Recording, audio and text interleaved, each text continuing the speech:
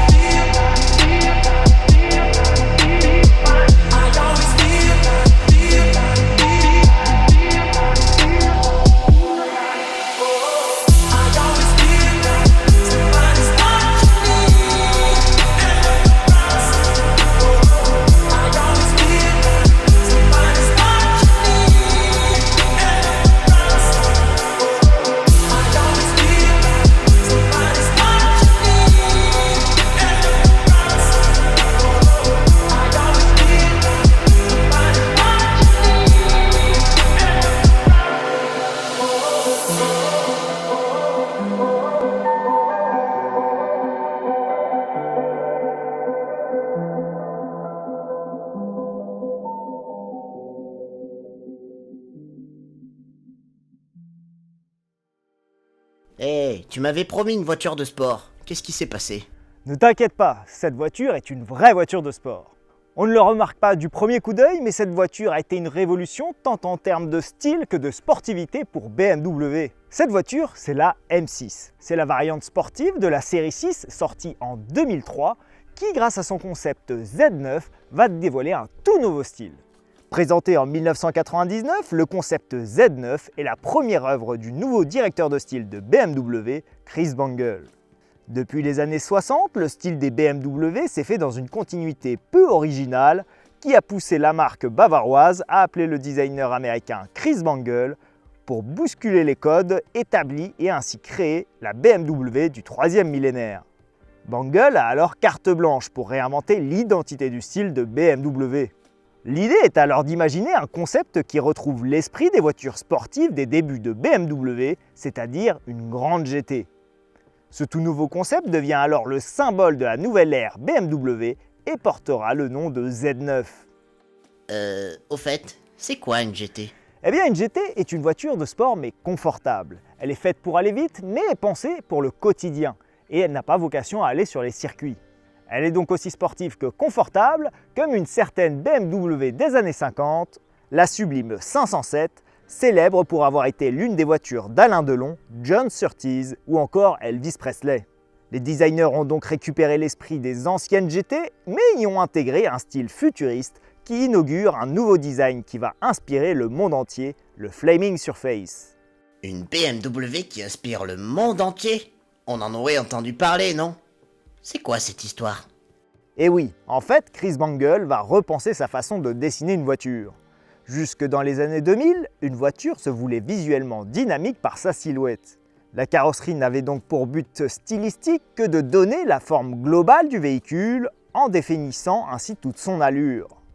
Mais avec le Flaming Surface de Bangle, la carrosserie devient un élément de design à part entière, car les surfaces de la carrosserie vont ainsi devenir dynamiques grâce à de nouvelles réflexions de lumière émises par les courbes concaves et convexes mises en valeur par des arêtes. Ces arêtes donnent vie à la voiture comme des fibres musculaires qui sortent de la carrosserie. Un style très répandu sur les voitures aujourd'hui, mais qui a été inauguré par le concept Z9. L'attitude générale du concept Z9 se démarque grâce à un long capot avant et un arrière court, qui étaient donc les gènes des GT des années 50. Mais la présentation de cette voiture perturbe les fans de la marque car la voiture est sensuelle et assume son design atypique qui tranche avec les styles très structurés des voitures de l'époque. L'avant n'est plus pointu et plongeant vers l'avant, mais rond et fluide en harmonie avec le reste du design. La calandre s'agrandit et les doubles phares, si caractéristiques, viennent s'encapsuler derrière une vitre qui épouse la forme de la carrosserie.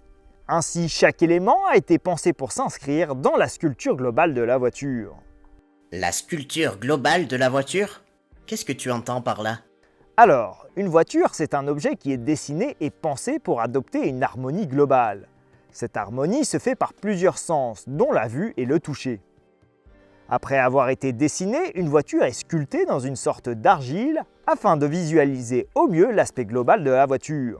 Cette sculpture va ainsi venir se complexifier au fur et à mesure en y ajoutant un peu plus de détails qui vont permettre un meilleur aperçu de la voiture de série. Les détails de la Z9 sont le meilleur exemple pour comprendre l'harmonie stylistique de ce nouveau concept. La calandre par exemple n'est pas posée sur la voiture comme un élément décoratif, mais elle épouse les formes de la voiture, notamment grâce à cette ligne subtile présente sur le capot qui vient se fondre dans le chrome de la prise d'air. Cette réflexion va donc pousser les designers à imaginer les détails en cohésion avec la carrosserie et créer de nouvelles façons de concevoir une voiture où chaque élément fait partie d'une uniformité globale. Et donc, quel est le rapport avec la M6? Eh bien justement, dans les années 2000, BMW a le vent en poupe en compétition automobile. D'abord vainqueur des 24 heures du Mans en 1999, puis fournisseur de moteurs pour l'écurie Williams en Formule 1, la marque bavaroise va donc prendre l'ascendant sur Mercedes et Audi en misant des millions d'euros sur une toute nouvelle voiture de sport qui va justement reprendre le code stylistique de la Z9, la BMW Série 6.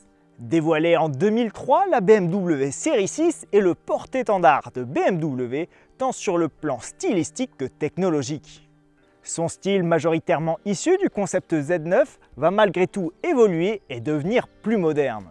On retrouve ainsi les détails qui ont fait l'identité de la Z9 comme les ailes avant et arrière qui sortent vers l'extérieur, l'arrière controversé en bec de canard qui est surnommé le Bangle Butt, et la ligne subtile du capot qui vient se fondre subtilement dans la calandre. Mais il y a un élément subtil qu'on ne remarque pas au premier regard et vous l'avez sous les yeux. Eh oui, je veux bien parler de ce phare.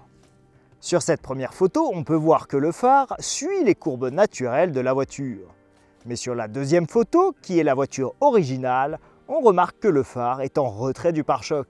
C'est en fait une astuce qu'ont utilisé les designers pour donner une impression de vitesse.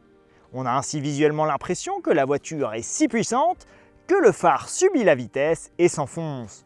C'est un effet de style qui va se démocratiser car Porsche et même Peugeot vont l'interpréter à leur manière sur les phares de leurs modèles 911 et 3008. À l'arrière aussi, les feux sont innovants, mais technologiquement cette fois. Ils intègrent une multitude de LED, une technologie qui est inédite pour l'époque. Mais mon détail préféré sur ces feux arrière, c'est ces trois petites extrusions qui sont faites pour stabiliser la voiture et économiser du carburant avec la vitesse. Un petit détail, mais qui montre toute l'attention portée à la voiture.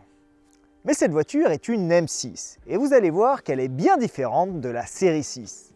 M signifie Motorsport, et quand BMW appose son M devant le nom du modèle, cela signifie que la voiture est bien plus performante.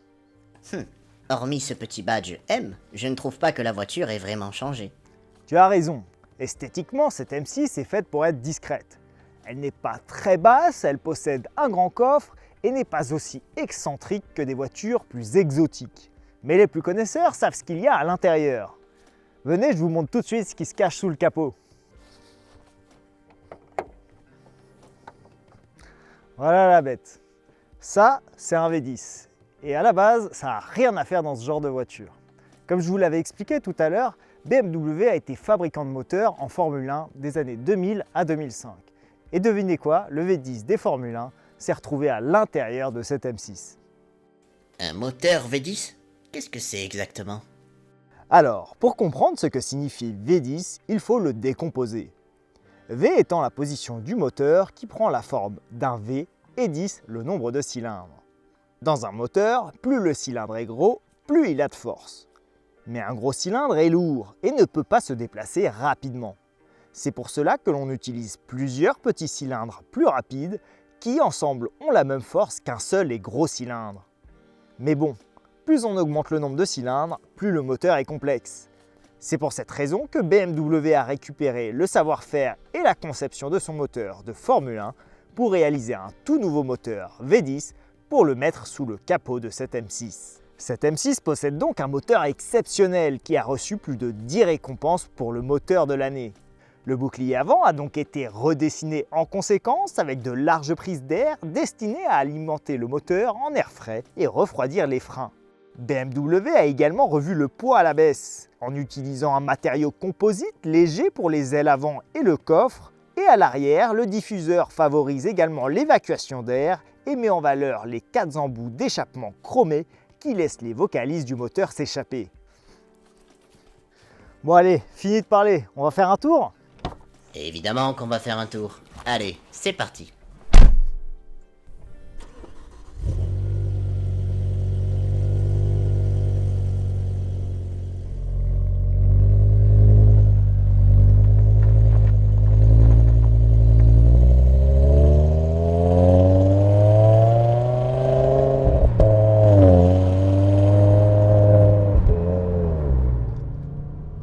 On se retrouve au volant de cette M6.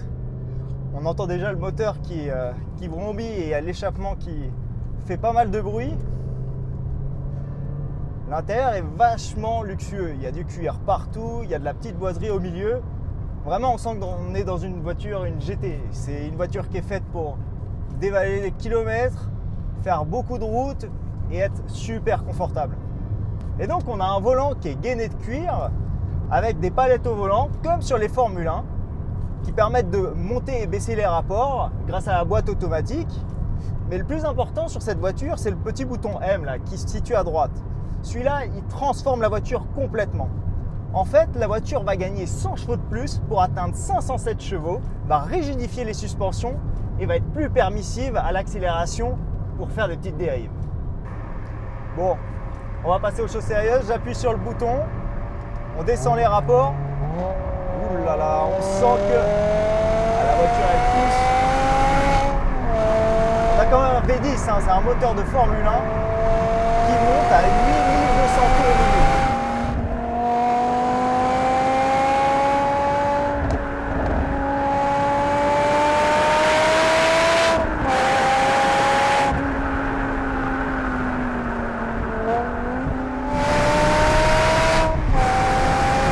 Oh là là, ce moteur il est incroyable.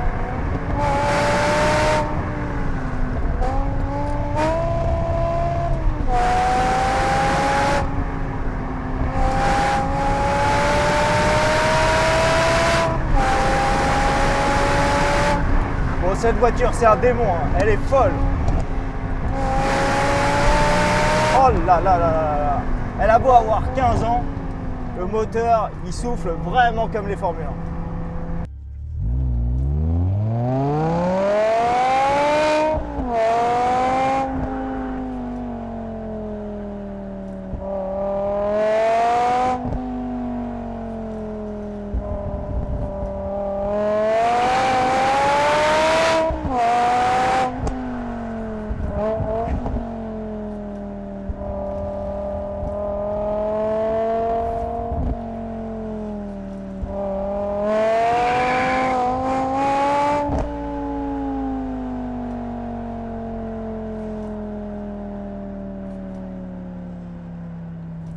Bon, bah on remercie le propriétaire de la voiture qui nous a permis de faire une vidéo sur ce modèle qui est si particulier. Donc si vous aussi vous avez une voiture d'exception ou un modèle qui sort de l'ordinaire, envoyez-moi un message sur Instagram ou sur mon adresse mail présent en description. Allez, on se retrouve pour une prochaine vidéo. Ciao!